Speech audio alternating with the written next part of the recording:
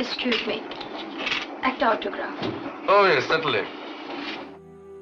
তুমি কল্পনা করো, আজ থেকে 5 বছর পর যখন তোমার প্রিয় বন্ধু বান্ধবীদের সাথে দেখা হবে, দেখবে তাদের লাইফস্টাইল চেঞ্জ হয়ে গেছে, দেখবে তাদের বাড়ি গাড়ি সব কিছুই আছে, কিন্তু তোমার অবস্থা দিন দিন আরও খারাপের দিকে যাচ্ছে। তখন তুমি কি ভাববে, তুমি কি অনুভব করবে? নিশ্চয়ই ভাববে যে আমার ভাগ্য খারাপ, ওদের সবার ভাগ্য ভালো।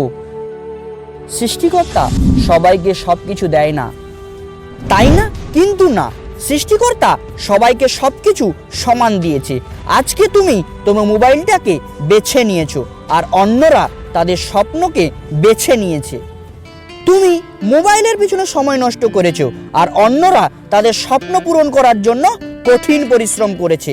তোমার সামনে দুটি পথ আছে, এক আরামদায়ক জীবন, আর একটি হচ্ছে নিজের স্বপ্ন পূরণের জন্য কঠিন পরিশ্রম। নিজের আরামদায়ক জীবন ছেড়ে নিজেকে আরো বেশি পরিশ্রমী বানাও, নিজেকে আরো বেশি উন্নত করো। তুমি যদি আজকে আরাম করো, আগামী দিন খুব দুঃখে কাটবে, আর তুমি যদি আজ পরিশ্রম করো, তাহলে তোমার জীবন আগামী দিন সুখে কাটবে।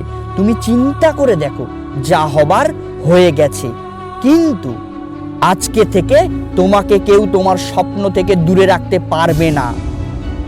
তোমার মোবাইলও না, তোমার বন্ধু বান্ধবও না, শুধু তোমার স্বপ্ন পূরণের জন্য 100% লাগাও। তুমি তোমার স্বপ্ন পূরণের জন্য গভীরভাবে মনোযোগ দিয়ে কাজ করো।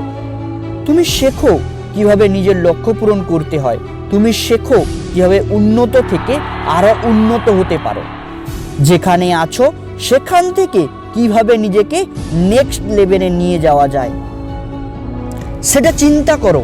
তুমি যদি তোমার আরামদায়ক জীবন থেকে বেরিয়ে আসো, তাহলে দেখবে তোমার জীবন পরিবর্তন হতে শুরু করবে। তোমার স্বপ্ন পূরণের জন্য নতুন রাস্তা খুলে যাবে। তুমি জীবনে যা চাইবে তাই পাবে, শুধু তুমি নিজেকে সবার থেকে বেশি পরিশ্রমী বানাও। একটা কথা মনে রাখবে, কঠোর পরিশ্রম ছাড়া কখনোই সফলতা অর্জন করা সম্ভব না। আগে স্বপ্ন পূরণের জন্য পরিশ্রম করো, সফলতা আসবেই।